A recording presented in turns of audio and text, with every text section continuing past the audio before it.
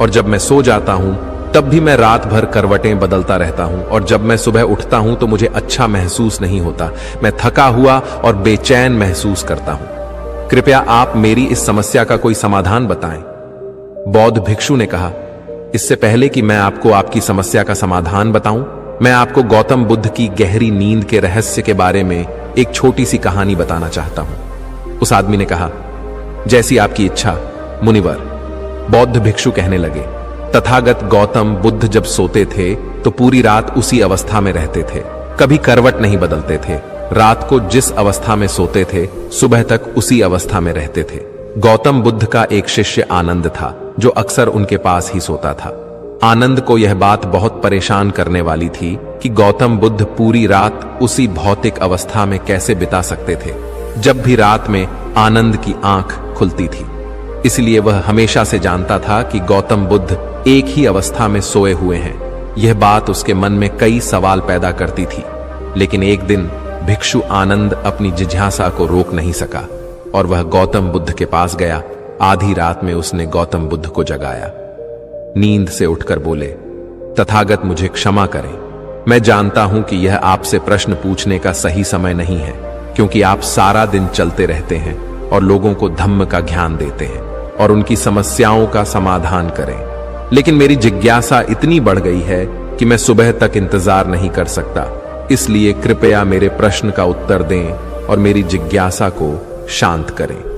भिक्षु आनंद ने आगे कहा, मैं पिछले 20 वर्षों से आपके साथ हूं और देख रहा हूं कि आप पूरी रात एक ही अवस्था में बिताते हैं, जरा सा भी हिलते नहीं हैं। तो क्या आप सच में सोते हैं या नहीं सोते हैं? बिल्कुल। गौतम बुद्ध आनंद की ओर देखकर मुस्कुराए और बोले, मैंने अपने लिए सोने की सही स्थिति ढूंढ ली है। अब मुझे सोते समय हिलने डुलने की जरूरत नहीं है। मैं नींद की अवस्था में भी जागता रहता हूं, जबकि मेरा शरीर सो रहा होता है, लेकिन मैं जागता रहता हूं। सवाल यह नहीं है कि नींद की अवस्था में शरीर चलता है या नहीं। सवाल यह नहीं है कि शरीर स्थिर अवस्था में क्यों नहीं रह पाता। असली कारण तो मन है। मन ही शांत और स्थिर नहीं रह पाता, और यही कारण है कि हम नींद की अवस्था में भी अपने शरीर को हिलाते रहते हैं। लेकिन मैं इन सब चीजों से परे आ चुका हूं। अब मेरे अंदर मन नाम की कोई चीज नहीं बची है। जब मैं सोने जाता हूं तो मेरा शरीर बिल्कुल शव जैसा हो जाता है। मन नाम की कोई चीज नहीं बची है। आनंद, क्या आपने कभी किसी मृत शरीर को अपनी अवस्था बदलते हुए देखा है? गहरी नींद की अवस्था में भी हमारा दिमाग ही यह सब काम करता है। एक बार जब मन स्थिर हो जाता है, मन शांत हो जाता है, तब आपका शरीर गहराई में चला जाता है। सो जाओ, लेकिन भीतर से तुम जागोगे, भीतर से तुम सब कुछ महसूस कर पाओगे। सोने के बाद भी तुम्हारी चेतना एक छोटे से जलते दीपक की तरह निरंतर प्रज्वलित रहेगी। कहानी खत्म करने के बाद बौद्ध भिक्षु ने अमीर आदमी से कहा, एक प्रबुद्ध व्यक्ति न केवल अपने शरीर को पूरी जागरूकता के साथ देखता रहेगा, बल्कि वह अपने मन को भी पूरी जागरूकता के साथ देखता रहता है। एक प्रबुद्ध व्यक्ति ऐसे ही नहीं सोता है। एक सामान्य व्यक्ति जब सोता है तो वह बेहोश हो जाता है। उसे अपने आसपास का भी पता नहीं चलता, इसलिए वह अपने सपने भी नहीं चुन पाता। लेकिन जब एक बुद्ध व्यक्ति सोता है तो उसे होश रहता है। जैसे सुबह उसकी आंखें खुली रहती हैं, उसी प्रकार एक बुद्ध व्यक्ति भी नींद में होता है।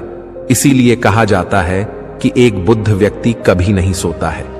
जब एक सामान्य व्यक्ति सो जाता है, वह नहीं जानता कि वह कब सो जाता है। लेकिन यदि आप जागने और सोने के बीच के उस छोटे से क्षण में जागते रह सकते हैं, जब हम सोने के बहुत करीब होते हैं, तो कुछ अद्भुत घटित होगा जो आपको जागरूकता के करीब लाएगा। यह सुनकर वह व्यक्ति बोला, मुनिवर, मुझे इतने गहरे अध्यात्म की बातें समझ नहीं आती। कृपया मुझे आसान शब्दों में समझाएं कि मुझे आसानी से गहरी नींद क्यों नहीं आती। बौद्ध भिक्षु ने कहा, ये 5 मुख्य हैं। देर रात तक जागने और आसानी से नींद न आने के कारण सबसे पहला कारण है बिस्तर पर सोने के अलावा कोई और काम करना। जैसे कई लोगों की आदत होती है कि वो बिस्तर पर ही खाना खाते हैं, वो बिस्तर पर ही पढ़ाई करने बैठते हैं, और ऐसे कई काम वो अपने बेडरूम में ही करते हैं। शयनकक्ष का अर्थ सोने का स्थान होता है, लेकिन लोग इसका उपयोग अन्य कार्यों के लिए भी करते हैं, जिसके कारण हमारे मस्तिष्क में शयनकक्ष का कोई निश्चित अर्थ नहीं होता है। इसलिए जब हम बिस्तर पर सोने जाते हैं तो हमारा मस्तिष्क इसे पूरी तरह से स्वीकार नहीं कर पाता है कि अब हमें सोना पड़ेगा, क्योंकि तुमने एक ही जगह पर दूसरे काम करने की आदत बना ली है। दोस्तों, अगर हम आज के समय के हिसाब से बात करें तो हम बिस्तर पर लेटकर भी फोन पर बात करते हैं, बिस्तर पर बैठकर ऑफिस का काम भी करते हैं, चाहे वह फिल्म देखना हो, खाना खाना हो, वीडियो गेम खेलना हो या गपशप करना हो। आजकल लोग अपना ज्यादातर समय बिस्तर पर लेटे हुए बिताते हैं, जिसके कारण हमारे दिमाग में बिस्तर अब सिर्फ सोने की जगह नहीं रह गया है। और ये एक बड़ा कारण है कि जब हम बिस्तर पर जाते हैं तो घंटों तक नींद नहीं आती। बौद्ध भिक्षु ने आगे कहा, बौद्ध आश्रमों में भिक्षु सुबह उठते ही अपना बिस्तर छोड़ देता है और फिर रात के समय ही वापस बिस्तर पर जाता है, जिससे उसके दिमाग को पता चल जाता है कि बिस्तर पर जाने का मतलब बिस्तर पर जाना है, गहन निद्रा। अच्छी और आरामदायक नींद न मिलने का दूसरा कारण है सोने का कोई निश्चित समय न होना। बौद्ध भिक्षु ने कहा, अगर आप सुबह जल्दी और पूरी नींद के साथ उठना चाहते हैं तो आपको रात में जल्दी और एक निश्चित समय पर सोने की आदत डालनी होगी। बौद्ध आश्रमों में रहने वाले भिक्षु हमेशा रोशनी लेते हैं और सोने से कुछ घंटे पहले एक निश्चित समय पर आसानी से पचने वाला भोजन करें और हर दिन एक निश्चित समय पर सो जाएं। तो इस तरह वे एक निश्चित दिनचर्या का पालन करते हैं। दोस्तों, अगर हम हमारी आज की जीवन शैली की बात करें तो ज्यादातर लोगों के पास न तो सोने का न ही उठने का कोई निश्चित समय है और न ही वे इस बात का ध्यान रखते हैं कि रात का खाना हल्का और जरूरत से थोड़ा कम हो, बल्कि उनका मुख्य भोजन है केवल रात्रि में है।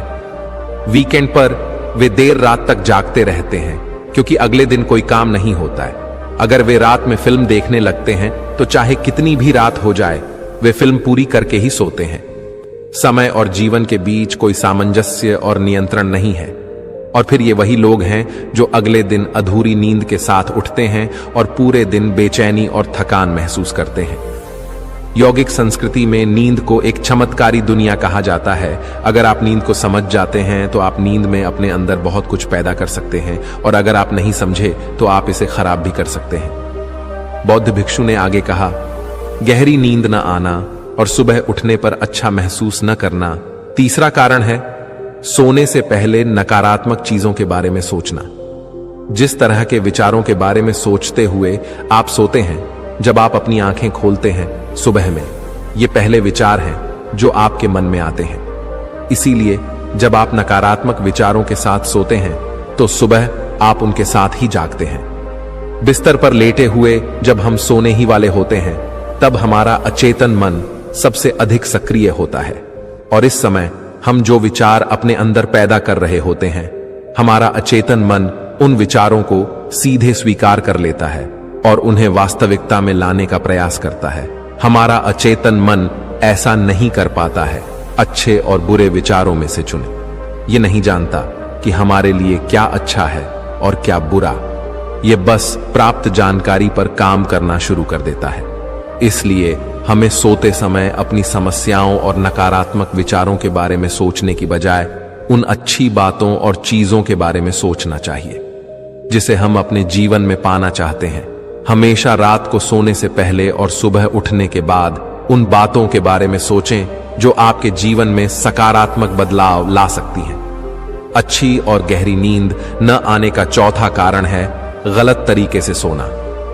बौद्ध भिक्षु ने कहा, आपने सुना होगा कि भारत में अक्सर कहा जाता है कि उत्तर की ओर सिर करके नहीं सोना चाहिए।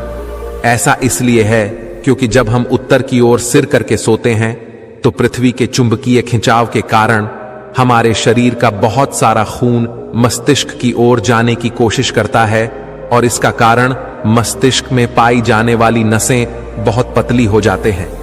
इनके फटने का खतरा बढ़ जाता है और अगर कोई व्यक्ति बहुत बूढ़ा और कमजोर है तो उसकी मृत्यु भी हो सकती है। लेकिन आमतौर पर जो लोग उत्तर दिशा की ओर सिर करके सोते हैं, जब वे सुबह उठते हैं तो उनके सिर में तनाव महसूस होता है और वे पूरी रात बेचैनी में या करवटें बदलते हुए बिताते हैं। दूसरी गलती जो लोग अपने सोने की स्थिति में करते हैं वो ये है कि वो बस किसी भी तरह सो जाते हैं। उन्हें इस बात से कोई फर्क नहीं पड़ता कि उनकी रीढ़ की हड्डी सीधी है या नहीं।